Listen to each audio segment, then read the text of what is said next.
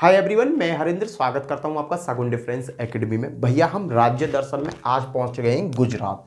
आज हम बात करेंगे गुजरात की कि गुजरात की स्थापना कब हुई और कैसे। चलो बात करते हैं। गुजरात की जो स्थापना हुई है 1 मई सन 1960 ईस्वी में गुजरात राज्य की स्थापना हुई। मोस्ट इंपोर्टेंट क्वेश्चन यहीं से बनता है। इसकी राजधानी गांधीनगर है। क्लियर भाई, इसकी जो राजधानी है वो गांधीनगर है। एक चीज और याद रखना, 1 मई को ही हम लेबर डे बनाते हैं। क्या बनाते हैं? Labour day. आ जाता है क्वेश्चन, लेबर डे क्या तारीख को बनाया जाता है? तो 1 मई को ही लेबर डे बनाया जाता है। देखो, गुजरात की स्थापना 1 मई 1960 में, गांधीनगर इसकी राजधानी है भाई। ये क्वेश्चन कई बार ये क्वेश्चन जो बता रहा हूं ये आरआरबी में पूछा गया है। मैनचेस्टर ऑफ ईस्ट किसे कहा जाता है? Manchester of east.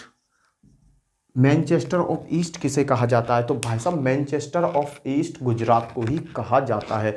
मैनचेस्टर का मतलब होता है व्यापार का केंद्र। भाई ये जो हमारा गुजरात है ये समुद्री सीमा पे सबसे ज्यादा। इसकी समुद्री सीमा कितनी है? समुद्री सीमा, भाई समुद्री सीमा की अगर मैं बात करूं तो ये 1600 किलोमीटर की समुद्री सीमा बनाता है। और 1600 किलोमीटर की जब ये समुद्री सीमा बनाता है तो ये व्यापार का सबसे बड़ा केंद्र हो गया। गुजरात से इंटरनेशनल लेवल पर व्यापार किया जाता है। इसी वजह से इसको क्या कहा गया? मैनचेस्टर ऑफ ईस्ट कहा गया है। ये पेपर में कई बार आ चुका है। मैनचेस्टर ऑफ ईस्ट किस राज्य को कहा गया है? तो आपका आंसर क्या होना चाहिए? गुजरात होना चाहिए। अब एक और बात है, गुजरात किन राज्यों से किस राज्यों के साथ अपनी सीमा साझा करता है? किन राज्यों के साथ अपनी सीमा साझा करता है? तो भाई साहब, गुजरात जो है, गुजरात अपनी जो सीमा साझा करता है मध्य प्रदेश के साथ, मध्य प्रदेश, राजस्थान और आपका महाराष्ट्र। भाई इनके साथ ये क्या करता है? अपनी सीमा साझा करता है। ये एक केंद्र शासित प्रदेश है। एक केंद्र शासित प्रदेश है दमन दीप व नागर हवेली। ठीक है, ये भाई जो सीमा साझा करता है, अगर राज्यों की बात करें तो ये मध्य प्रदेश के साथ सीमा साझा करता है, राजस्थान के साथ करता है, महाराष्ट्र के साथ करता है। तीन तो राज्यों के साथ ये अपनी सीमा साझा करता है। उसके साथ दमन दीप नागर हवेली जो केंद्रीय शासित प्रदेश है इनके साथ भी अपनी सीमा साझा करता है। इसके साथ साथ एक और है इंटरनेशनल सीमा। भाई इंटरनेशनल सीमा, अगर अंतरराष्ट्रीय सीमा की बात करें तो ये किसके साथ अपनी सीमा साझा करता है? ये इंटरनेशनल लेवल पर ये अपनी सीमा साझा करता है भाई पाकिस्तान के संग। भाई यहां पर कई क्वेश्चन आपके सामने बनकर आते हैं। देखो क्वेश्चन क्या क्या बनकर आते हैं। गुजरात किन राज्यों से अपनी सीमा साझा करता है? मध्य प्रदेश, राजस्थान, महाराष्ट्र। अगर ये राज्य की बात करता है तो 3 राज्यों के साथ अपनी सीमा साझा करता है। अगर पूछे केंद्र शासित प्रदेश किसके साथ करता है तो दादर नागर हवेली के साथ ये क्या करता है? अपनी सीमा साझा करता है। गुजरात की जो सीमा साझा है भाई वो एक इंटरनेशनल और है। वो इंटरनेशनल किसके साथ करता है? पाकिस्तान के साथ ही अपनी सीमा साझा करता है। क्लियर भाई, यहां पर ये बहुत सारी चीजें हमने देखी। गुजरात की स्थापना 1 मई 1960 को, 1 मई को ही लेबर डे मनाया जाता है। राजस्थान, इसकी राजधानी क्या है? गांधीनगर है। इसे मैनचेस्टर ऑफ ईस्ट कहा जाता है। समुद्री सीमा जो है 1600 किलोमीटर की है। अगर गुजरात के राज्यों की बात करें, किस राज्य के साथ अपनी सीमा साझा करता है? तो मध्य प्रदेश, राजस्थान, महाराष्ट्र के साथ। अगर इंटरनेशनल सीमा की बात करें तो किसके साथ साझा करता है? पाकिस्तान के साथ। और केंद्र शासित प्रदेश की बात करता है तो ये दमन दीप व नागर हवेली के साथ अपनी सीमा साझा करता है। क्लियर भाई, ये चीजें आपको अच्छी तरीके से यहां पर याद हो गई होंगी। हैंड टू हैंड याद कराता चलूंगा, टेंशन मत लो। एक बार वीडियो देखोगे ना आपको हैंड टू हैंड सभी चीजें यहां पर क्लियर होती चली जाएंगी। अगर मैं बात करूं यहाँ के गवर्नर कौन है, अगर मैं गवर्नर की बात करूं, गवर्नर कौन है इस समय वर्तमान में? जो गवर्नर है वर्तमान में, भाई देखो पहले के क्वेश्चन बहुत कम पूछता है, ये पूछता प्रेजेंट में कौन गवर्नर है, राज्यपाल कौन है? तो उनका नाम है आचार्य देवव्रत। कौन नाम है? आचार्य देवव्रत। आचार्य देवव्रत जो है यहाँ के क्या है भाई? इस समय गवर्नर हैं। याद रखना, गुजरात के गवर्नर कौन है? आचार्य देवव्रत गुजरात के गवर्नर हैं। और भाई साहब इनके मुख्यमंत्री की अगर मैं बात करूं, मुख्यमंत्री कौन है भाई? मुख्यमंत्री कौन है? तो विजय रूपाणी। क्या नाम? विजय रूपाणी। याद रखना भाई, अगर गवर्नर पूछता है वर्तमान में गुजरात के गवर्नर कौन है तो आचार्य देवव्रत। और मुख्यमंत्री की बात करता है तो आपके विजय रूपाणी यहाँ के गवर्नर हैं। अब मैं बात करना चाहूँगा भाई गुजरात का हाई कोर्ट कहाँ पर है, ये क्वेश्चन भी पेपर में पूछा गया है। गुजरात का हाई कोर्ट भाई कई बार पेपर में पूछा गया है, ये अहमदाबाद में, अहमदाबाद में क्या है, गुजरात का हाई कोर्ट है। गुजरात का हाई कोर्ट कहाँ पर है, गुजरात का हाई कोर्ट अहमदाबाद में है, ठीक है। और उसके बाद में अगर ये कहता है कि यहाँ के मुख्य न्यायाधीश कौन है, मुख्य न्यायाधीश, भाई ये भी क्वेश्चन पूछ सकता है कि गुजरात के हाई कोर्ट गुजरात का जो हाई कोर्ट है उसके मुख्य न्यायाधीश कौन है, तो उनका मुख्य न्यायाधीश है भाई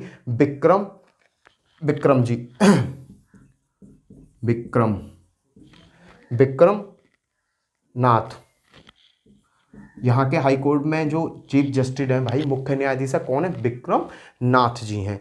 क्लियर भाई। उसके बाद में बात करना चाहूँगा इसकी तटरेखा की। भाई समुद्री सीमा तो मैंने बता दी 1600 किलोमीटर की है। भाई ये जब 3 राज्यों से जुड़ रहा है, मध्य प्रदेश से, राजस्थान से और आपके महाराष्ट्र से, तो ये राज्य भी अपने आप में बहुत बड़े हैं। तो क्वेश्चन ये भी पूछ लिया जाता है कि कितनी लंबी तटरेखा है। तो भाई साहब इसकी जो तटरेखा है, ये क्वेश्चन आपका आरआरबी में पूछा गया था कि गुजरात की तटरेखा की लंबाई कितनी है, तो 1214.7 किलोमीटर।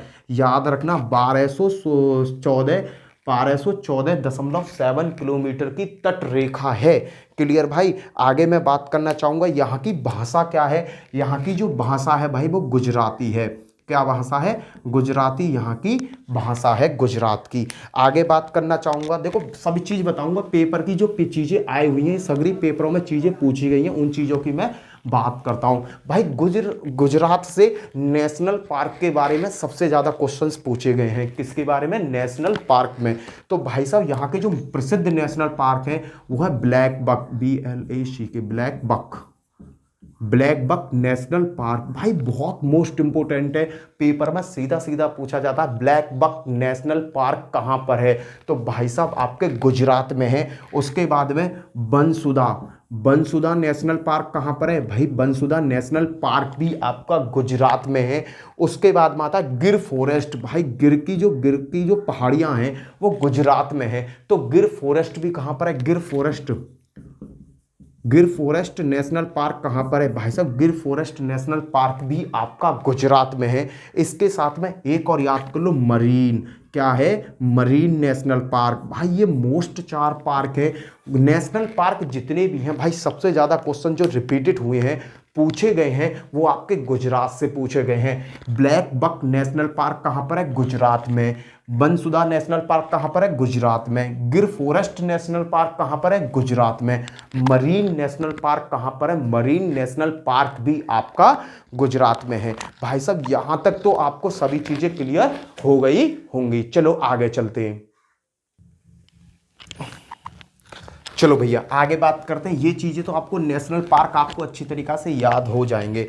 आगे जो बातें करने वाला हूँ सभी पेपरों की बातें करने वाला हूँ। आगे पूछा गया पालनपुर। भाई पालनपुर किसके लिए फेमस है, भाई पालनपुर का एक उपनाम है, याद रखना, सिटी ऑफ डायमंड्स। क्या, सिटी ऑफ डायमंड। भाई ये क्वेश्चन आया हुआ, सिटी ऑफ डायमंड किस राज्य में है। सिटी ऑफ डायमंड आपका गुजरात। भाई देखो हीरो का जो सबसे बड़ा व्यापार है, वो कहाँ होता है, गुजरात में होता है। गुजरात के किस जिले में होता है, पालनपुर में। याद रखना सिटी ऑफ डायमंड किसे कहा गया, सिटी ऑफ डायमंड। भाई सिटी ऑफ डायमंड आपके पालनपुर को कहा गया, और पालनपुर कहाँ पर है, गुजरात में है। ऐसे ही भाई साहब सूरत की साड़ी आपने देखा होगा, साड़ी आप बहुत पसंद है सूरत की। भाई सूरत की साड़ी, इसको पता है, सूरत कहाँ पर है, सूरत भी आपका गुजरात में है। गुजरात का उपनाम क्या है, टेक्सटाइल ऑफ इंडिया। भाई टेक्सटाइल ऑफ इंडिया किसको कहा जाता है, टेक्सटाइल ऑफ इंडिया आपके गुजरात में है एक जगह जिसका नाम है सूरत की साड़ियाँ। बेटा सबसे ज़्यादा फेमस है सूरत की साड़ियाँ, तो सूरत टेक्सटाइल ऑफ इंडिया सूरत को कहा जाता है। ये उपनाम आप याद रखना। देखो सिटी ऑफ डायमंड किसको कहा जाता है, पालनपुर को। पालनपुर कहाँ पर है, गुजरात में। Textile of India, textile of India किसको कहा जाता है? सूरत को कहा जाता है, क्योंकि भाई सूरत की जो साड़ियां हैं वो विश्व प्रसिद्ध साड़ियां हैं।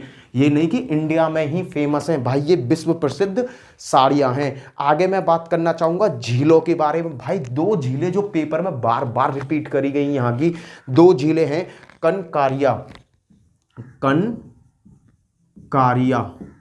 कनकारिया झील कहां पर है? ये कई बार पेपर में क्वेश्चन आया।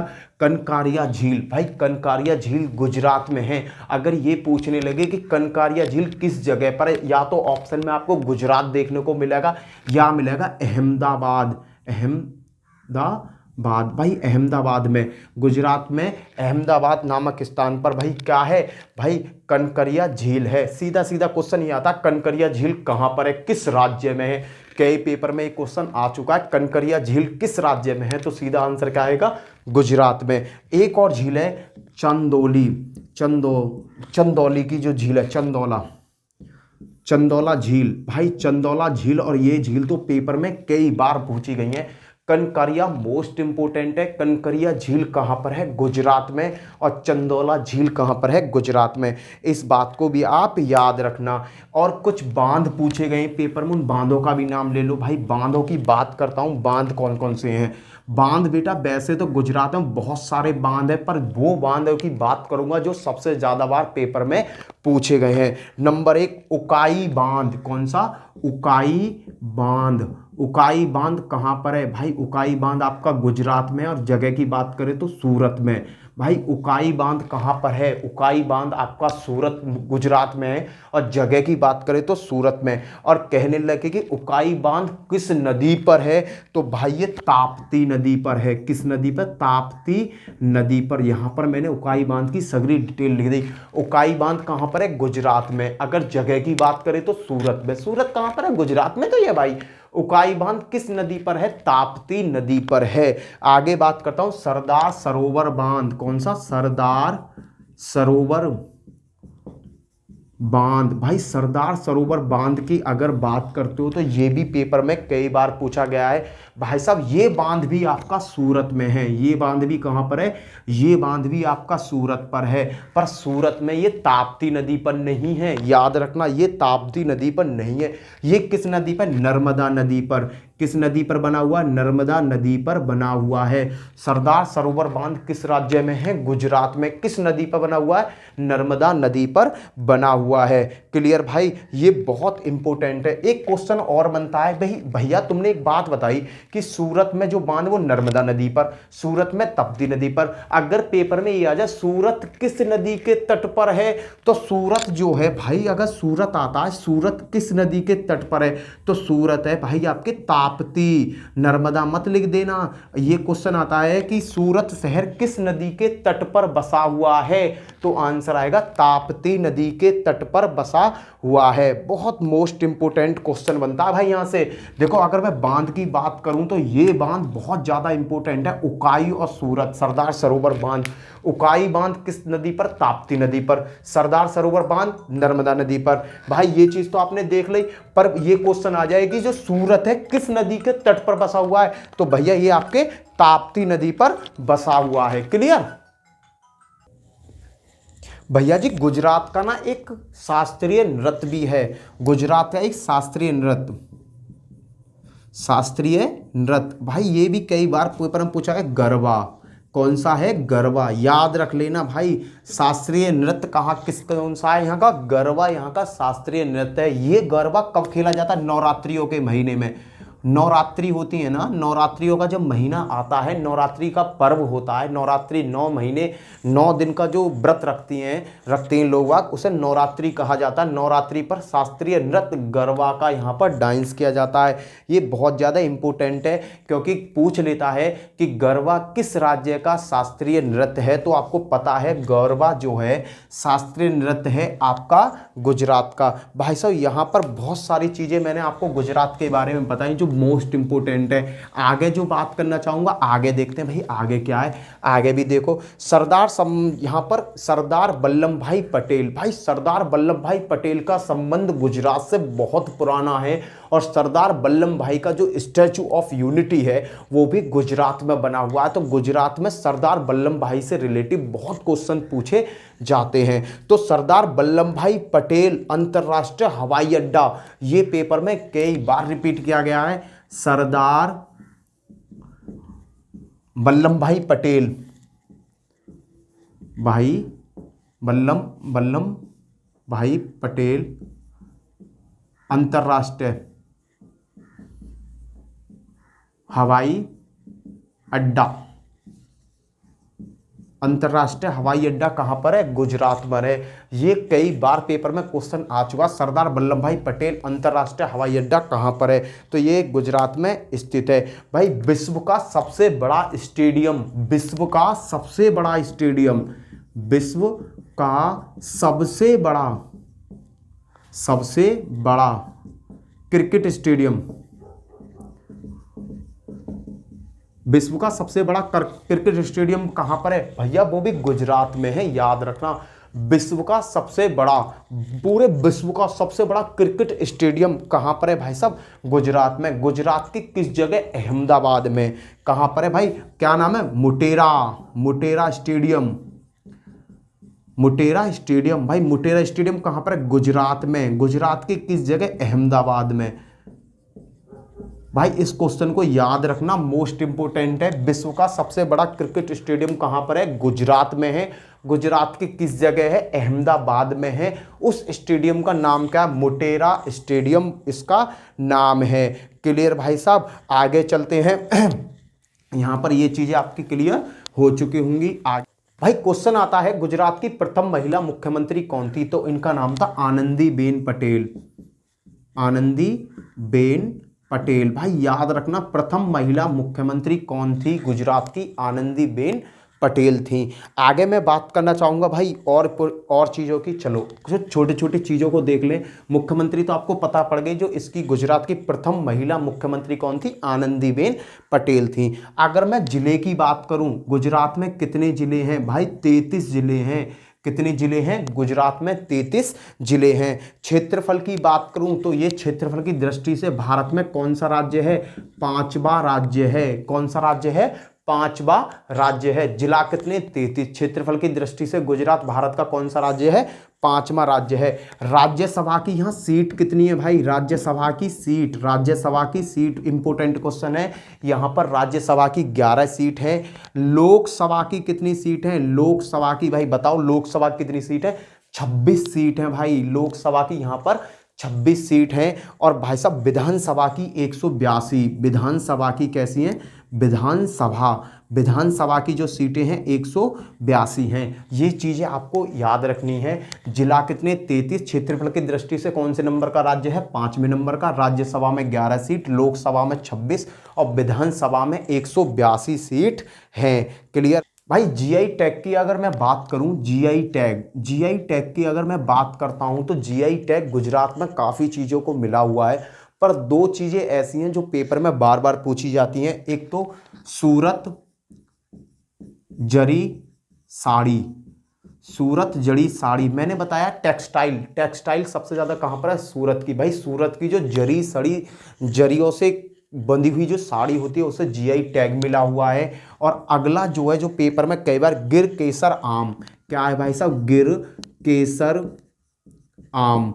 भाई ये 2 चीज़ों को सबसे ज़्यादा पेपर में पूछा गया है। सूरत जरी साड़ी को जीआई टैग किस राज्य को मिला हुआ है? गुजरात को मिला हुआ है। गिर केसर आम को भी जीआई टैग मिला हुआ, वो भी कहाँ का है? गुजरात का है। आगे मैं बात करना चाहूँगा भाई, एक जगह का नाम है रानी की बावड़ी। भाई साहब रानी की जो बावड़ी है ये क्या है? एक गड्ढा सा है, उसमें सीढ़ियाँ हैं। एक गड्ढा सा है, उसमें क्या? एक कुआं है और उसमें नीचे की तरफ क्या है? सीढ़ियाँ बनी हुई हैं, जिसे रानी की बावड़ी कहा गया है। इसे यूनेस्को की विश्व धरोहर में सम्मिलित भी किया गया है। भाई क्वेश्चन यहाँ से कई बार आया है, रानी की बाग या रानी की बावड़ी कहाँ पर है? तो ये गुजरात में है और ये विश्व धरोहर है यूनेस्को की। किसकी भाई? यूनेस्को की विश्व धरोहर है। रानी की बावड़ी का चित्र किस नोट पर अंकित होकर आता है? ये कई बार पेपर में पूछा गया है। रानी की जो बावड़ी है इसका चित्र किस नोट पर अंकित होकर आता है? तो 100 रुपए के नोट पर भाई, 100 रुपए का जो नोट है, 100 रुपए के नोट पर रानी की बावड़ी का चित्र अंकित होकर आता है। रानी की बावड़ी क्या विश्व धरोहर है? किस राज्य की? गुजरात राज्य की। यूनेस्को की लिस्ट में इसका नाम है। और रानी की बावड़ी का जो चित्र है वो 100 रुपए का जो नोट है ना उस पर अंकित होकर आता है। भाई मैंने ये चीज़ जीआई टैग और एक इंपॉर्टेंट चीज़ ये बता दी। उसके बाद में कुछ ऐसे शहर हैं जो पेपर में बार बार पूछे गए हैं कि ये शहर किस नदी के तट पर है। तो भाई 5-6 शहर ऐसे शहर हैं जो पेपर में बहुत बार पूछे गए, जैसे आपका अहमदाबाद भाई। अहमदाबाद जो है गुजरात का सबसे बेस्ट शहर है, अच्छा शहर है, और ये साबरमती नदी के तट पर है। साबरमती, याद रखना भाई, साबरमती नदी के तट पर है। साबरमती नदी के तट पर कौन सा शहर बसा हुआ है? अहमदाबाद। और सूरत मैंने अभी आपको बताया, सूरत किस पे था? ताप्ती नदी पर। सूरत किस नदी के तट पर था? ताप्ती नदी के तट पर था। और आपके एक और इम्पोर्टेंट जगह है बड़ौदरा। बड़ौदरा भाई, बड़ौदरा किस नदी के तट पर है? ये क्वेश्चन भी पेपर में कई बार पूछा जा चुका है।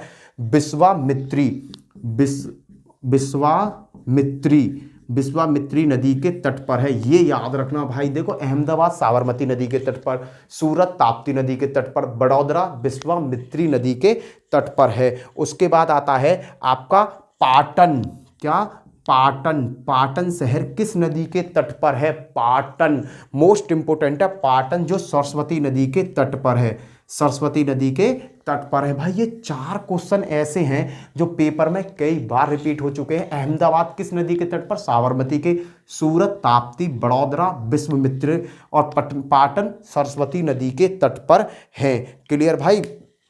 उसके बाद आता है आपका चलो आगे की बात करते हैं भाई। सोमनाथ मंदिर किस राज्य में है? सोमनाथ मंदिर गुजरात में है भाई। याद रखना, सोमनाथ मंदिर भाई ये बहुत इंपॉर्टेंट मंदिर है। सोमनाथ मंदिर किस राज्य में है? ये गुजरात में है। आपके किस राज्य में बड़े भैया? गुजरात में। ये इंपॉर्टेंट चीज़ आप याद रखना। चलो जी आगे बात कर दें, आगे थोड़ा सा बढ़ते हुए आगे देखते हैं आगे क्या है।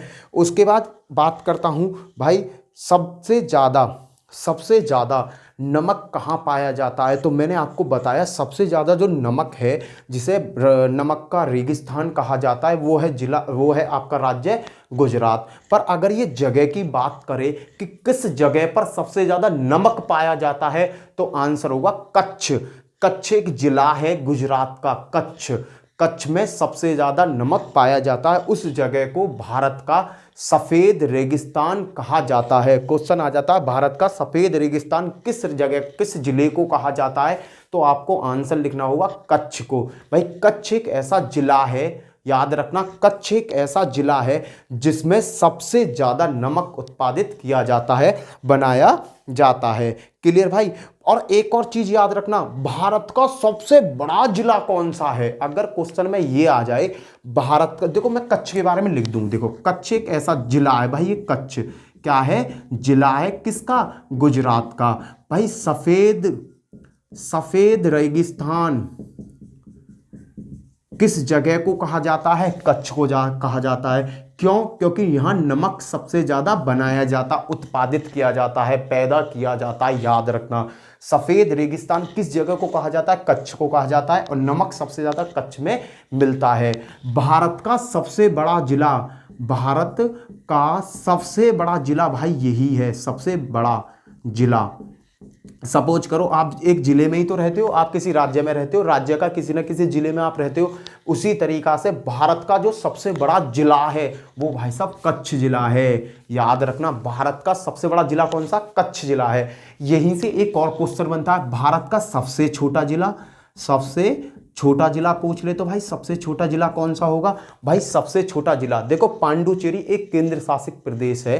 पांडुचेरी जो है, पांडुचेरी में पता है एक जगह है पांडुचेरी में जो उसका है, पांडुचेरी जिसका एक जिला है जिसका नाम है माहे। क्या है? माहे। क्योंकि पांडुचेरी में कितने जिला हैं? पांडुचेरी में है 4 जिला।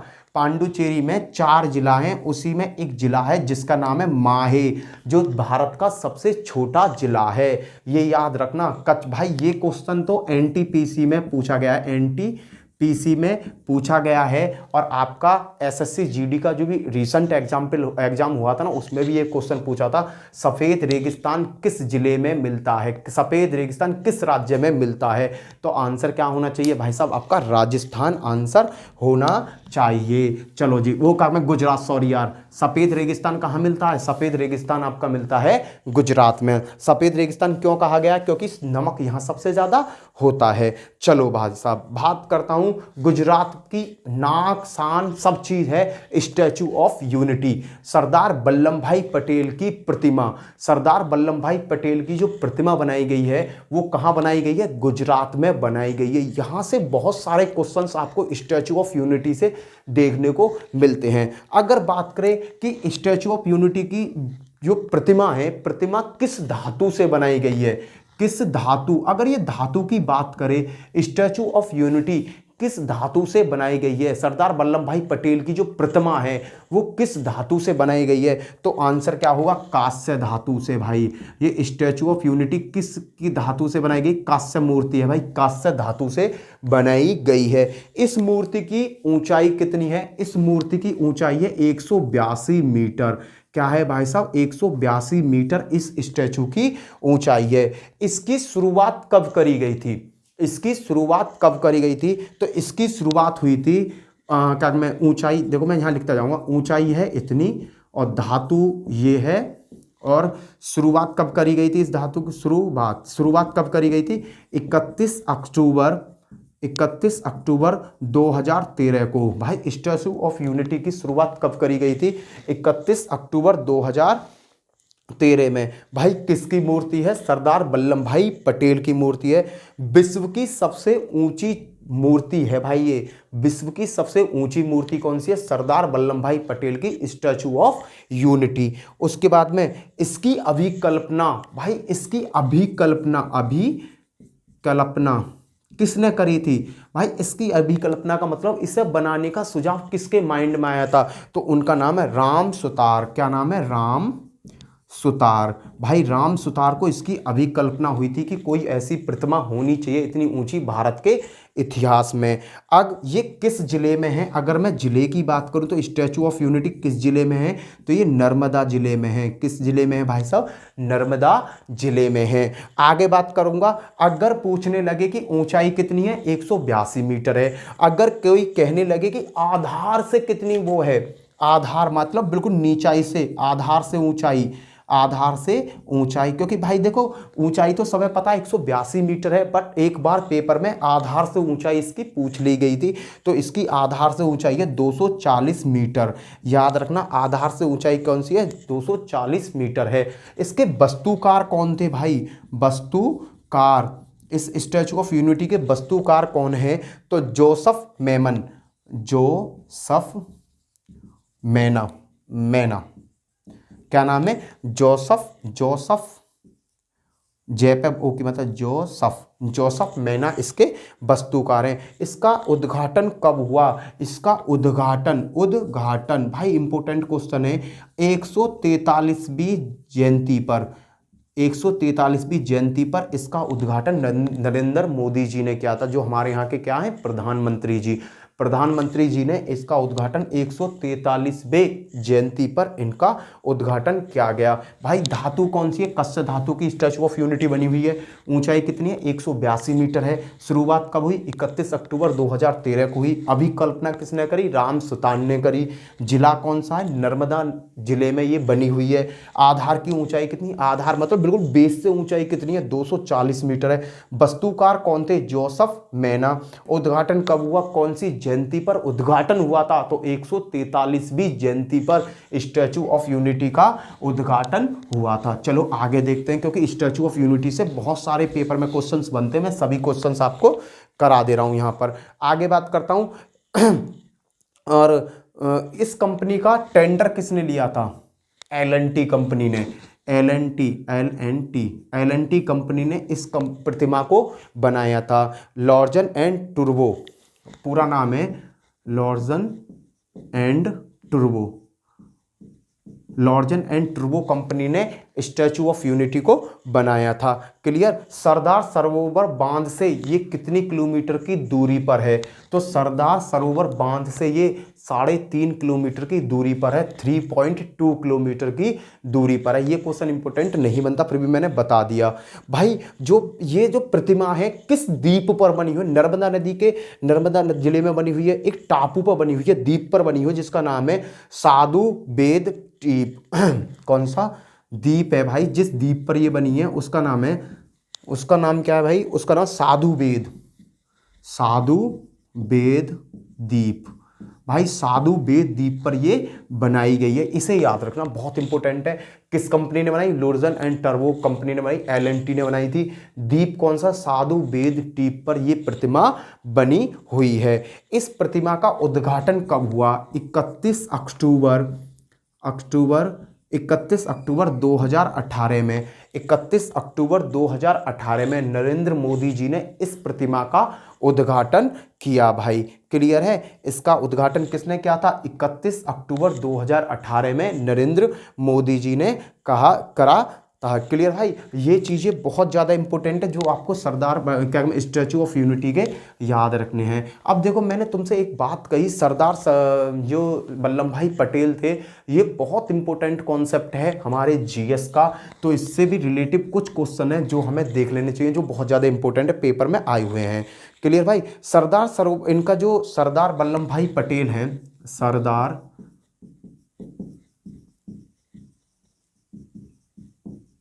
सरदार वल्लभ भाई पटेल, भाई इनके बारे में बहुत सारे क्वेश्चंस पेपर में आ जाते हैं, इन चीज़ों को भी देख ले रहे। इनका जन्म कब हुआ? 31 अक्टूबर 1875 में इनका जन्म हुआ। सरदार वल्लभ भाई पटेल का जन्म कब हुआ था? 31 अक्टूबर 1875 में इनका जन्म हुआ। जन्म हुआ कहाँ पर? नाडिया याद कहाँ पर है? गुजरात में, नाडियाद में। भाई साहब सरदार वल्लभ भाई पटेल का जन्म कब हुआ? 31 अक्टूबर 1875 में, जो नाडियाबाद में गुजरात में है। उसके बाद में इनको सरदार की उपाधि सबसे पहले किसने दी? भाई ये क्वेश्चन बन जाता है कि वल्लभ भाई पटेल को सरदार की उपाधि किसने दी? सरदार की उपाधि, भाई ये क्वेश्चन पेपर में कई बार आ चुका है कि सरदार वल्लभ भाई पटेल को सरदार की उपाधि किसने दी? तो ये बरदौली की महिलाओं ने, बरदौली की जो महिलाएं, उन्होंने सबसे पहले इनको सरदार की उपाधि दी थी। इनको ही सरदार वल्लभ भाई पटेल, फिर से कहा वल्लभ भाई पटेल तो इनका नाम था, पर इन्हें सरदार की उपाधि किसने दी? तो सरदार की उपाधि दी बरदौली की महिलाओं ने। क्लियर भाई साहब। इनको भारत का लोहा पुरुष कहा जाता है। लोहा पुरुष कहा जाता है इन्हें। कहाँ का? भारत का लोहा पुरुष कहा जाता है। इनको भारत का विश्वकर्मा भी कहा जाता है। भारत का भारत का बिस्मार्क किसे कहा जाता है? तो क्वेश्चन आ जाता है भारत का बिस्मार्क किसे कहा जाता है? सरदार वल्लभ भाई पटेल जी को भारत का बिस्मार्क कहा जाता है। इनकी मृत्यु कब हुई? भाई मृत्यु की अगर मैं बात करूं, भाई सरदार वल्लभ भाई पटेल की जो मृत्यु हुई 15 दिसंबर 1950 में हुई। 15 दिसंबर 1950 में सरदार वल्लभ भाई पटेल की क्या हो गई भाई? मृत्यु हो गई। यहाँ से बहुत इंपॉर्टेंट क्वेश्चन, जो भी इंपॉर्टेंट क्वेश्चन बने हैं, मैंने सभी क्वेश्चन आपके सामने एक वन बाई वन करके कर दिए। क्लियर है भाई। यहाँ पर मैंने बताया गुजरात की सभी चीज़ें बताई। उसके बाद में कुछ क्वेश्चन आपको स्टैचू ऑफ यूनिटी के कराए और कुछ क्वेश्चन आपको सरदार वल्लभ भाई पटेल के कराए। भाई साहब सरदार वल्लभ भाई पटेल का जो संबंध है, स्टैचू ऑफ यूनिटी का जो संबंध है, सीधा गुजरात से है। और गुजरात में से अगर क्वेश्चन पूछता है और पेपर में आता है तो इनमें से क्वेश्चन आपको जरूर देखने को मिलेगा। इसी के साथ जय हिंद, जय भारत। फिर मिलता हूँ नेक्स्ट वीडियो में। Bye bye. अगली वीडियो में मिलेंगे भाई। ठीक है। जो भी मैं वीडियो प्रोवाइड कर रहा हूँ भाई, इन वीडियो को अच्छी तरीक़ा से नोट्स बना लीजिए, अपनी बुक्स में बना लीजिए, कॉपी में कर लीजिए, क्योंकि ये बहुत ज़्यादा इंपॉर्टेंट है। वीडियो अच्छी लगी हो, वीडियो को ज़्यादा से ज़्यादा शेयर करना और चैनल को सब्सक्राइब करना। Bye bye.